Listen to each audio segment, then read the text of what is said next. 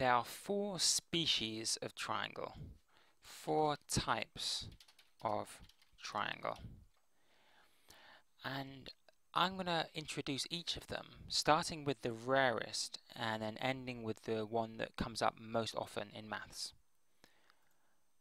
The most rare triangle, I think, would be the scalene.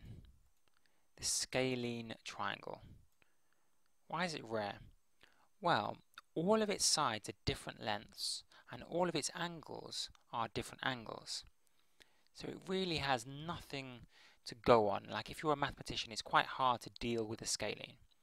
You've got no real information about it apart from that all of its sides are different. That would be a scalene triangle.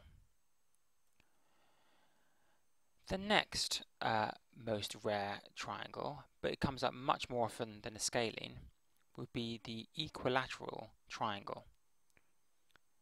What does an equilateral triangle look like? Equilateral triangle looks something like that. And it's called equilateral because all of its sides, every single one, is actually equal in length. So that side is equal to that side, and that side is equal, both those sides are equal to this side. As well as its lengths being equal, its angles are also all equal. But we'll get to that in another video. Let's fill in the two triangles we've got so far. There's a scalene, and here's the equilateral. And let's label equilateral, so you know how to spell it as well. Equilateral triangle. Just to repeat, all of its lengths are equal. What's the next type of triangle? Much more common now. The next type of triangle, as you might be able to see, has two sides which are equal. That means it's going to have two of those little lines which show that the sides labelled with the lines are equal to each other. That's what those little lines mean. This has only two sides which are equal, not the third side. That makes it an isosceles triangle. Quite a hard one to spell.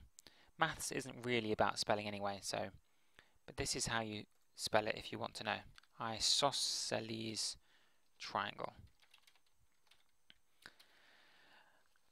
Like the equilateral triangle, it also has the interesting aspect of having two of the angles at the base being equal.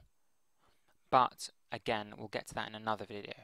The main thing you need to know this time is that two of its sides have equal length.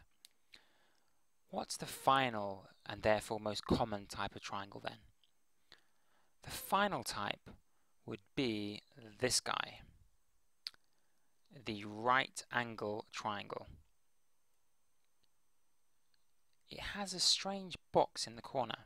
Do you know what that box represents? That represents the angle 90 degrees. And 90 degrees is called a right angle. It's kind of rigid upright compared to the flat side here. That's why the whole triangle, when it has a right angle inside of it, is always called a right angle triangle. So a right angle triangle. It's by far the most common triangle and the one you'll focus on most often in mathematics. Those are the four main species of triangle, and we'll be looking at them much more in later videos.